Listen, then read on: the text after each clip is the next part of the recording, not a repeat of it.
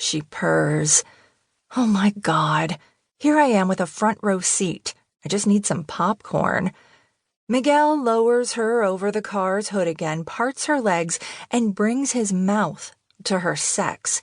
My supervisor, Miss Uptight, lets loose a wail. I cover my eyes. But curiosity, a morbid curiosity, drives me to uncover them again. I stare as he finishes tasting her and then pulls back a little and pushes one, then two fingers inside her. Straightening up, he grabs her dark hair and tugs as he moves his fingers in a rhythm that, why deny it, would make anyone moan. Yes! She exclaims. Now I'm having difficulty breathing. Whether I like it or not, viewing that scene makes me frenetic. My sex life is pretty normal, probably predictable, so yes, watching this live and in person is getting me all hot and bothered. Miguel pulls down the zipper on his gray pants.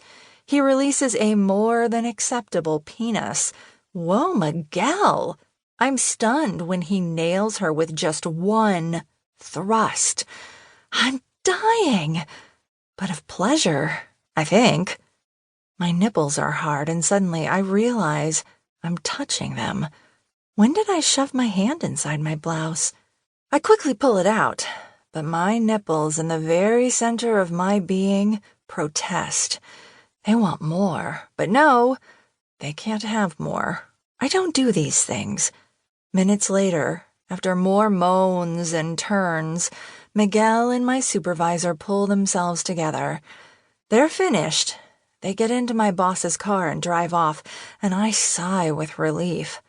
Finally, alone in the parking garage, I come out from my hiding place and sit up in the driver's seat. My hands are shaking. My knees, too. And I notice my breathing is accelerated.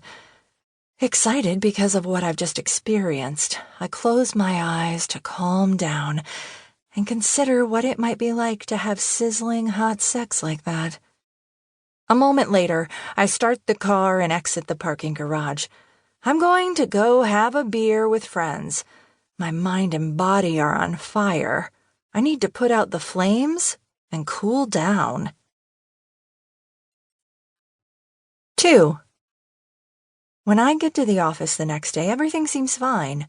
I run into Miguel and can't help but smile. If Miguel and my supervisor only knew what I'd seen. Good morning, Judith. Good morning. Miguel is very attractive. From my first day in the office, he has been wonderfully helpful, and we get along great. Just about everyone at work is drooling over him, but I don't know why. He just doesn't have the same effect on me. Of course, now, knowing what I know and seeing him in action, I can't help but think of him differently. Don't forget we have a staff meeting this afternoon, Miguel reminds me. Uh-huh. He grins, grabs me by the arm, and says, Hey, let's take a break. I know you're dying for some coffee and toast from the cafeteria. I grin too. He knows me well. Besides being handsome and charming, the guy doesn't miss an opportunity to be attentive. That, along with his perpetual smile, is Miguel's greatest charm. When we get to the 9th floor cafeteria, we step up to the counter, place our orders, and head to our usual table. Paco and Raul join us. They're a gay couple I like a lot.